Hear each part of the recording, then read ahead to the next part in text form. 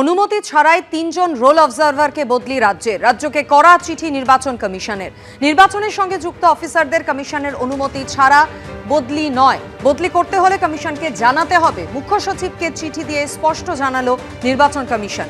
অশ্বিনী কুমার যাদব উত্তর এবং দক্ষিণ দিনাজপুরের ইলেকটোরাল রোল অবজারভার। অন্যদিকে রণধীর কুমার, তিনি উত্তর ২৪ পরগনা এবং কলকাতা উত্তরের রোল অবজারভার। স্মিতা পান্ডে পশ্চিম বর্ধমান, পূর্ব বর্ধমান এবং বীরভূমের রোল অবজারভার। নির্বাচন কমিশনকে না জানিয়েই ৩ রোল অবজারভারকে বদলির অভিযোগ সামনে এসেছে। অনুমতি ছাড়া রোল অবজারভারদের বদলি আইন বিরুদ্ধ। চিঠিতে এই বার্তা দেওয়া হয়েছে নির্বাচন কমিশনের পক্ষ থেকে। বদলি নির্দেশ বাতিল করতে হবে, চিঠিতে নির্দেশ নির্বাচন কমিশনের।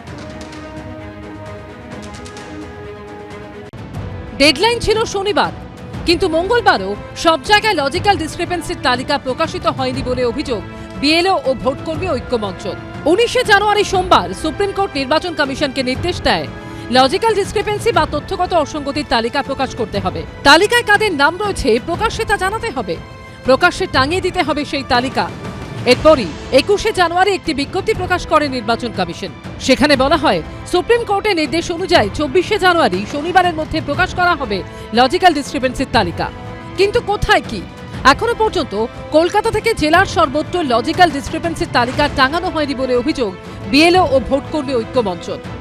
আজকে পর্যন্ত আমরা খবর নিয়ে দেখলাম যে কলকাতার বিস্তীর্ণ এলাকাতে এবং অন্যান্য জায়গাতেও মানে গ্রামাঞ্চলেও আর কি ইআরওরা সেই কাজটা কিন্তু করেননি বা সেই নির্দেশ কাউকে দেননি।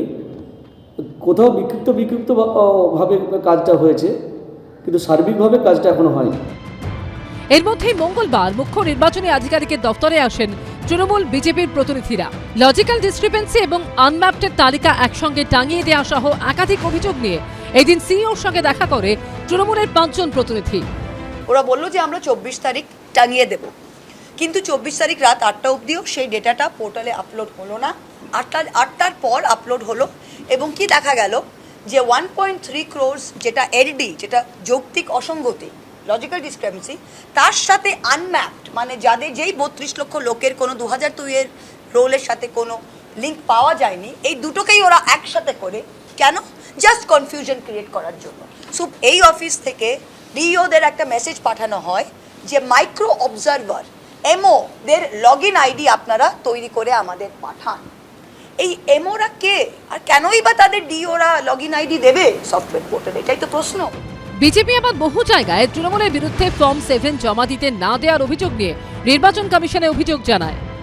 আমাদেরও বেশ কিছু ক্ষোভ রয়েছে ইসিআই এর বিরুদ্ধে, সেগুলো মাঝে মধ্যে আমাদের যারা প্রতিনিধি তারা বলেছেন। কারণ বিষয়টা হচ্ছে সুপ্রিম কোর্ট দেখছে, ইসিআই যেটা বলেছে সুপ্রিম কোর্ট সেটা দেখবে এবং বিভিন্ন রাজনৈতিক দল যারা পার্টি হয়েছে তারা সেগুলো দেখাবে। একদিকে এসআইআর এর শুনানিতে হয়রানি চলছে, তেমনি রাজনৈতিক তরচার পারদও চড়ছে দিনে দিনে। রুমা পাল, এবিপি আনন্দ, কলকাতা। এবিপি আনন্দ, এগিয়ে থাকে, এগিয়ে রাখে।